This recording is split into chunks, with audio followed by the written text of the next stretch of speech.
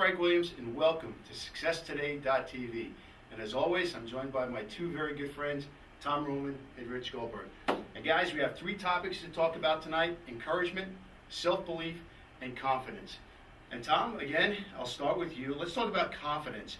How is it that somebody can develop more confidence in themselves to achieve a goal or to create a better quality of life? Love the question, Frank. I appreciate it very much. Yes, this is one of the most important topics ever. And I think the reason why we chose three topics today is because they all intertwine with each other and they go in a very linear fashion. So the idea of encouragement, let's start with that because it's going to lead up to confidence, I think. And this is one of the most important concepts of life. But people think encouragement means like, hey, somebody's telling me good job, somebody's patting you on the back, somebody's like, rah, rah, rah. But the real concept of encouragement, and I read this once in a book by Robert Collier called Secret of the Ages. Actually my favorite book, hands down by far. And one of the things he says in the book was that encouragement is 75% of education. And what does that really mean? And what he defines it as in the book was that encouragement is simply the belief that that thing you're trying to do can be done. You see? That's where the self-belief comes in, which we're going to discuss in a minute. But the idea is that most people inside of them, if they were to examine their vocabulary, if they were to examine the things that they think when they wake up in the morning, and really, you got to really catch yourself, because we all fall into this trap sometimes, where you're like, oh my God, whatever may have happened, that, maybe your closet, your shoes were unorganized, oh my God, I'm such a slob. Or you say something like, oh my God, I can go out now and get a shoe rack, right? There's ways to improve that situation. But the idea is that, and I think Jack Canfield is where I heard it first, but the idea of making that inner critic, which is what it is, and which we talk about quite often, is the critic, is really useless in life because the only person that really matters is the person that's in the arena. The critic talks about others' accomplishments while they don't really do much themselves, you see? So the critic, let's get rid of that person inside of you altogether. Push them aside and bring in the inner coach. And the inner coach is a person that encourages you. So the idea is look inside of yourself instead of saying, hey, listen, I can't do that or that can never be done. I met a guy the other day. I was in a coffee shop. Just happened to stop by. Actually got a cappuccino after our talk last week. No joke, right? I was like, what do you want? I said, I have a large cappuccino, right? So I sat down and really enjoyed it. And there was this kid. He had a Duke shirt on. Really nice guy. And I started talking to him. I said, hey, you going to Duke? He goes, I can never get in. And the guy had a 3.7 in high school. And I'm like, what kind of words is that? I asked him. I said, well, why do you feel that way, right? And then by the end of the conversation, he talked on and off when he was working, and I was sitting over by the counter, and he says, I really appreciate this, and he is going to try. And I said, replace that thinking with, how can I get in? What kind of extracurriculars can I do? How can I set a game plan up? And frankly, one of my friends told me the other day when he got waitlisted from business school, the business school of his choice, he said, I called the dean, requested a meeting with them, and said, you're underestimating me. And it took me a couple tries to even get the meeting. When I sat with him, the dean said, we'll give you a try on a trial basis, almost like a, what would it be called? Like a trial basis, whatever. That's a good phrase. Yeah, a trial basis. That's a good phrase, right? But it'll come to me later. But the idea is that you got to change that voice inside and say, But anyway, he got into the school, got through that trial phase, whatever we call it. We'll do it later. But the idea is that you change the very vocabulary in yourself. Now the guy has his MBA from that school, which he never would have done unless he went to the dean. But if he didn't have the courage to say, hey, I think you're underestimating me because I have that much self-confidence, self-belief in myself, I'm encouraging myself with that vocabulary, and conveyed that to the person that was in the decision-making authority position, the decision maker on that, then he never would have gotten in. And that's the first step. So the first step is inside of yourself. The belief that inside of yourself, yes, it can be done, and I'm the person to do it. And if there's skills to be learned, I'm going to learn them. I'll go out there, I'll stay up all night if I have to. I don't care what has to happen, but I'm going to go out there and make it happen. And that's the first idea between, the difference between an inner critic and an inner coach. You become your own coach. You encourage yourself. Don't look outside for it. If it comes from outside, great. But that vocabulary, that picture you have inside of yourself, have it be the most massive, most majestic, awesome, and I use that word awesome very carefully here, awesome, A-W-E-S-O-M, awesome, like you're in awe of your image of yourself, the brightest light you can see, and you live that moment as that image. So that's what I want to say as an intro to this topic. Rich? I want to thank you for seeing the show tonight. That's kidding there. I would like to say that when you undergo a new venture, it can be a daunting and very challenging task. I would say for you to undergo a bite-sized kind of thing. You have to have a nurtured environment to pursue whatever you're doing. And again, just like a little engine that can or can't, that's what you will get. But when you take a new venture and you run with it, you have to have your, as Thomas mentioned before he had his cappuccino, that you have a positive outlook of what you're going to do and the thought that you can do it. As he mentioned also, Thomas, he's been very informational tonight. If you have any kind of mentor or any kind of coach, that's great. But if not, you're left with your own, onto your own device. So you have to do it yourself. And just in a gradual way, you try to do it, again, with Kilimanjaro. You're not going to scale it in one trek up the mountain on a given day. It'll take days, weeks, maybe even months. So little by little, gradual and passion will kick in, and you pursue whatever task and pursuits you're going with. But it's a slow process, but you minimize your inner critic, you persist, and you persevere, and you continue. Where's my cappuccino? Because I need it tonight. That was great. Thank you, Rich. Great. Take two. No, that was very good, Rich. You know, guys, when I coach people, one of the first things I tell them is the first victory you have to achieve is up here. Okay, so you got to take out all that garbage. And again, we have the greatest computer at our disposal, which is here. And you have to take out the garbage and put in the new software. And Rich, like you said, it's not going to happen overnight. Like anything, it's going to take time, but it can be done. You just have to be willing to go through the challenges and break through your fears. I agree with that 100%. And that's a great point. It is. It does take time, and it does take practice too. Don't be afraid. You know, my brother wrote a book called Enough Calories at EnoughCalories.com, a book about weight loss. But if you miss a day, or a day you eat something that's not on the approved list, don't worry about it. Start the next day again. Don't be too hard on yourself. But it does take time. But over time, just like in yoga, how your breath builds up, your posture builds up, over time it does happen. So, and anyone telling you differently, again, this is one of the main themes of the show, examine what they have. And if they have what you want, listen to them. Give them a hard listen. But if they don't have what you have, literally blow them off like water off a duck's back. That's a great point. But it does. It takes time. The next point that I want to talk about regarding this exact subject, and I think it's something that is personally very important to me, and I think the reason why that I reached the goals that I set, and most of them now up to this point have been reached. It's kind of funny that the next series of them are even bigger and bigger. But the idea of belief, and Christ said it 2,000 years ago. He said, "To he that believed, you can move mountains." Right? That's the essence of the quote. And I want to say this I want to shoot it right out in the water here, because I really believe this. So we have all this stuff, this nonsense going on in the world with people, and this is my personal belief. It doesn't reflect necessarily everyone on the show, but I want to tell you what I really believe and what I think works in terms of success. Now, when it comes to belief, and I believe personally that there is a higher power, and I believe that, the old saying that I read about over time, you see these wars throughout the millennia, and one of the things you see is that the people on both sides of that war said, we're doing God's will. God is on our side, blah, blah, blah, blah, blah, right? And the reality is that, the concept of God being on your side, it doesn't make any sense. God doesn't need anything. He created the whole universe. Think about it, right? What you have to think about yourself as, it's like the old, St. Francis of Assisi thing, but becoming an instrument. And the idea is that the real essence and the real excellence and the real fulfillment of life is when you have that in your head, that there is a higher power, and you're simply in tune. And it's not whether God's on your side, but whether you're on God's side. And this comes back to belief, because when it comes to someone working at a job that they don't particularly enjoy, and they sit there and they act like that spoiled brat kid that nothing's good enough for them, the reality is, how you get to be a manager? You do a great job as the worker. And if you don't like your job as the worker, and think about it, the real humility of life is bending your knees to that will, accepting the role you're in and becoming great at it, learning to love what you do. Are there other dreams that you might have? Yeah, and you work on those on the side. But in that job you're in now, you must do your best. The only way to change conditions is through action. And action in your present condition, in your present job, literally is the only way you can go right now, okay? To say otherwise, you're fooling yourself. But secondly, and this is the point I want to make here of this whole little monologue, I guess, is the fact that if there is a higher power out there, which I personally believe there is, and I experience it every day, and the little miracles of my life, wouldn't you rather have that power on your side?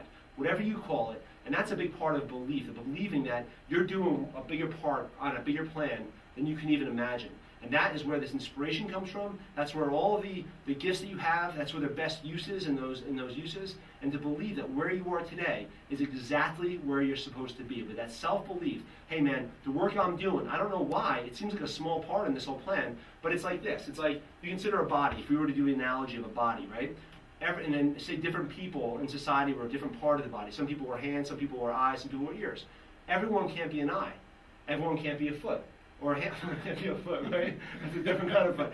You're going to stop here before we get closed down. Everyone can't be a foot or a hand, and then everyone can't be a foot, you know? So the idea is that, but each of those pieces or each of those roles are equal to the other in terms of making the body work, making the, you know, even a symphony. Everyone can't play the trumpet, everyone can't play the saxophone, everyone can't play, you know, the tuba, you know? Everyone's got to play their own instrument and play it well, because without that piece, it wouldn't function as a society. So whatever piece you have, you would, I really recommend that you believe that it's, you know, given to you from a higher place, and that you can do that job and do it excellently. And in there, that's where you're going to transcend. That's where you're going to grow from being the employee to being the manager. Do the manager job very well for a period of years, and then you get into an executive role. Do that job well for a period of years, and maybe start your own company, or even ascend in that company, become a senior vice president or CEO if that's your ambition. But the idea is you start by doing this job well. And most people think that, you know, it doesn't matter. It does matter. It does matter the work you do. So I just want to say that out there, really, in terms of belief. And I couldn't in good conscience say it without having this show, without addressing that. That I think the majority of the power I get is just by a real humility and bending the knees. And, you know, I do a lot of web development, right? During the day, I just knock that stuff out. And I sit there and I really do a great job at it now, because I believe that's exactly what I'm supposed to be right now. So I just wanted to say that just as something in terms of self-belief, in terms of encouraging yourself. Rich? I think you should be open and receptive to any kind of venture you undergo, and that in that environment, don't try to minimize yourself. Try to maximize whatever possibilities, whatever potential you think you have, which will translate into kinetic. You're going to gravitate towards things that you have a greater aptitude for and towards, and perhaps other things that you're not as adept at, you'll be shying away from just by the natural order of things. But just try to continue to be receptive to whatever comes down the pike. Again, there'll be obstacles and things of that nature. Just pursue with intensity and all the God-given talents you've been given and gifts, and just work through it. Don't be dissuaded by any kind of impediments or any kind of roadblocks, because that's inevitable. It's going to happen. Not everything happens smoothly and terrifically 100% of the time. So have the confidence and faith in you that you can do a given venture and pursue it to the hilt, and good things will happen. That's true. Very good. Guys, years ago I read a book by Tony Robbins, Awaken the Giant Within. Yes. And he talks about beliefs. And he says most people think about beliefs as if they were things, when all they are feelings of something you are certain of or uncertain. So if you say to yourself, I'm a great leader, all you're saying is, I am certain, I am sure that I am a great leader. If you say to yourself, you know, I'm really not a good leader, all you're saying is, I'm certain I'm not a good leader. So whatever you put up here is what you're going to believe. And most people listen to the opinions and negative thoughts, words of other people, and what happens is they listen to this garbage, and their dreams don't even take root. They're killed before they even have a chance to thrive. Mm-hmm. I like to tell an audience about a story. The farmer and his mule. Mm-hmm. And one day, as the farmer comes out, and he hears the mule crying, if you will, and he goes over and he notices that the mule fell into the well. So he looks down. After a couple of minutes, he says, there's no way that I'm going to be able to save this mule. So he goes to his neighbors and he says, look, this is the situation. I need you to help me put the mule out of his misery. So the neighbors come over, they have shovels, and they're taking the dirt and they're throwing it down, and it's hitting the mule's back, and the mule's hurting because that dirt's heavy. The mule gets up and he shakes it off. And every time the dirt was thrown down the well, the mule would get up and he'd shake it off. And eventually, what happened, every single time that he did that, the dirt got so high that the mule just walked over that wall in the well. So my point is, you are going to have a lot of dirt thrown on you throughout your life. But I am telling you, we've done it. Shake it off, because just like the mule, you will come out on top. Yeah. Great. Excellent I love that. That was story. awesome, man. That was sweet. It's absolutely accurate. Yeah. Absolutely. It's true. It's like the that movie Catch Me If You Can. You ever seen that movie? Yes, The yeah, one- Leonardo DiCaprio. The one story by Christopher Walken in the beginning, he says, 2 mice fell into a tub of cream. One of those mice drowned in the cream.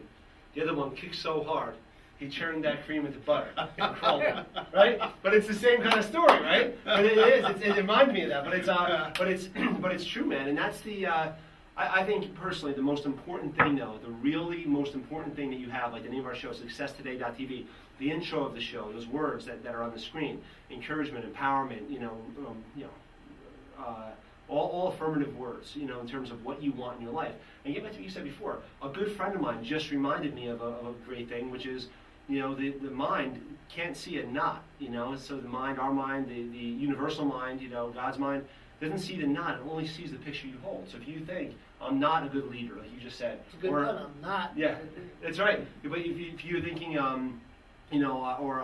things are, you're thinking about all the adverse conditions in the world, and you're thinking about all the things you don't want.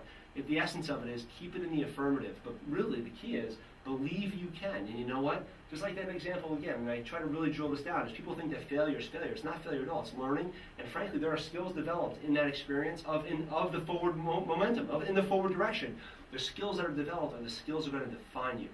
When my first business failed, I was a bartender. I packed boxes at night, and I was a security guard. Okay. When I was a security guard, I wrote a book, Culture of Loyalty. Okay, there it is. Right. I was at a desk at night, and I was hanging out and just typing away. And time on your Yeah, hands. that's right, exactly. I didn't just sit there like everyone else does. Sounds And like you know you what? made the most of And it. they complain about the money. There's not enough money. There's not enough money. Here's someone saying that. Have their head checked, because there's plenty out there. There's trillions out there. Okay, people are full of crap. Okay, and it's true. You got to go through the right people. Okay, the right customers, and it happens. But during that one, and during my the box packing job, it was a very reflective time. I was able to think and stuff like that. And during the bartending job, I think that's where frankly, it's where I developed many of the interpersonal skills that I have today. So, while I thought something, and also made me a certified mixologist, right? So now I can go out and mix them up when we have to, right? Mix it up with the officer when you got off work. That's right. No, I'll never do that. No. But the idea is always have a cab waiting for you. But no. But the idea is that there's a lot of benefits that came out of just those examples beyond the business struggles that you face, where now being like hyper diligent with your money, like really making sure that they're in the right spots. But like somebody reminded me the other day again, that you see people win the lottery, and the people immediately spend all the money and they have nothing left. Why? Because they were a millionaire, but they didn't earn the money. They didn't learn those skills necessary over the time in terms of how to save, how to invest, and how to really become and be a millionaire. Because that's, you're a millionaire way before the money comes. And that's the thing. That's the self-belief again, seeing that picture in your mind, becoming that person in the present moment, and then all of a sudden it just shows up with a belief in yourself. Rich? When you go to mini golf and you have all these distractions that are interfering with your putting skills, that's how life is. You have the windmill, you have the moat, you have the little stream, you have any number of other obstacles. I love that metaphor myself. Do you like it? I like it, yes. So what do? You putt, you do your best, you crank out a par 3 or 2 or 4, whatever, but you do all 18 holes. You finish the entire course, you take on all challenges, and you do your best, but you continue, you persevere, you do not stop, you do not impede yourself. Again, as Thomas mentioned, even when you fail, it's a learning experience, and you learn for the next time another option that you don't have to do because you already know that will be successful. So there is no such thing as failure. You can always learn from whatever unsuccessful venture you have undertaken. But on the flip side, all I can tell you, without being redundant more than I have been already, is persist and have an excellent self-image of yourself, that there is literally nothing you can't do. People, when you say, I want to be president, obviously some people succeed at that. It is doable, it is possible, just persist. That's true. Very nice. Very well said. Absolutely. Rich, absolutely right. It just comes down to this. You don't quit. You do not quit on yourself, not now, not ever. The only difference that separates you from a Bill Gates or a major league athlete or an actress or an actor is the willingness to go through your fears, to learn from your mistakes, to ignore others, to celebrate your victories, and to commit to making your dreams a reality. That is the difference, and that is the only difference. Yep, and that's one of the big lessons I learned from Frank too. You have these challenges, those roadblocks, those windmills, those challenges in life. And a lot of people, they try to run from them. They try to hide, and they try to get into, all the devices of the purveyors of amusement, right? They get into like that void again, which we're going to get into in depth, in our program that we're doing. But the idea is that most people jump into that void to avoid their problems, and that's the way it goes sometimes. But the idea is that you gotta literally get through those. You gotta face them, face head on, and look at them and say, you know what, I can do this. And one of the benchmarks I use for myself, and it sounds a little bit out there. 3 sets of yeah, that's 400 right. pounds, right? That's right. Yeah, that's my light set. But no, that's like 25 rep. That's right. That's good. Yeah. Okay. No, but that's good. But the thing is I use a benchmark for myself. I say, and this is again, it's how you perceive yourself, the world, and see historical events. I said, people can go to the moon. I can get my business running. You see, that's the idea. I learned that from Michael Gerber, right? But if people can go to the moon, you have it within you to make your dreams real. It's a very linear process of small benchmarks along the way that you just check off. And most people don't understand how to do this. And that's the essence of our goal-setting workshops that we do in our goal-setting programs, is to help people set up that linear sequence of events to help them from A to B. What seems like a ravine is not a ravine at all. It's putting a few bricks here, a few bricks here, a few bricks here, a few bricks here, and all of a sudden that is a long road. And you look back and you're like, wow, how the heck did I do that? The same way that you did when you got through any course you took. You worked on it every day, and you just had a syllabus. You worked on it every day until you accomplished the goal at hand. And the people don't take the same seriousness with their own life. And the funny part is that it's the same analogy. But people, if they don't pay for something, if they aren't getting, they're not investing or getting a degree out of something, they don't take it too seriously a lot of times. Ladies and gentlemen, is there anything more important or serious than your life? I mean, seriously, think about it. Like the direction you're going, the way you feel inside. I mean, it's funny. I don't know how you guys deal with me talking about like, it's not easy. I'll tell you. I know. I'm like, geez. I'm like, that's one of our biggest challenges. I know. I'm like, think about like, showing up to work and like, no, it's just like but no, that's great. But we have a great time together, obviously. But that's the thing. And if you're interested in how to do it, there's certain techniques. Obviously, you write your goals down, daily, twice a day, keep them in your consciousness. Work on them daily. Have action plans written out. Write down your accomplishments to know that you've accomplished things. Write down the things for which you're grateful. Write down your unifying virtues, the character traits by which you live. There's a lot of these little techniques, and if you want more of them, come to one of our goal-setting workshops, which is our specialty. We have developed a real system that just works. So it's pretty powerful. But anyway, that's it. Just when you see that obstacle in front of you, you have to realize you're going to face it face on, and you're going to beat it back. And like the movie Legend of Bagger Vance, it was one of my favorite movies. It's one of my favorite lines, I guess. But the one kid, his dad was sweeping streets, and it was during the Great Depression, and a lot of people lost their businesses. And the dad was sweeping streets, and his son was ashamed of his father. And he says, he's talking to Matt Damon, and he goes, and Matt Damon was a war hero. He played golf, blah blah blah. So he's talking to him. He goes, my dad's out there sweeping the streets. He's lower than everybody else. And Matt Damon looks at the kid, literally almost grabbed him by the collar, I think. But he looks at him. He says, your dad, when everyone else went bankrupt and didn't pay back their loans, and didn't pay back and let everyone off the hook, and let everyone down who they owed money to, your dad didn't do that. He had adversity, and he beat it back with a broom. You see, that's character. Character is the ability to face your issues, face your challenges, and literally whatever it takes to be humble enough to take that responsibility and go through what has to be you have to go through, but to know inside, I'm on a path. And I'm telling you, in those skills, I'm telling you, it's weird. Like I know a guy that is a contractor, and he was wondering why he was contracting, and literally in the wall of a thing found a treasure in this old house, right? And it was amazing. It was like a treasure, right? I won't get into it too much, but the idea is your treasure, metaphorically speaking, resides in that broom if that's what you're chosen to do for that time. yeah, you're going to ascend. You're going to hear it every day. People that, work a certain type of job and go to law school at night. A person that, works a certain type of job, starts his business at night. I'm an example of that. For real. I've worked several different gigs in my life and started my businesses. But that's the idea, is for you to believe that it can be done. And in those times when you're like, why am I doing this seeming tedious job?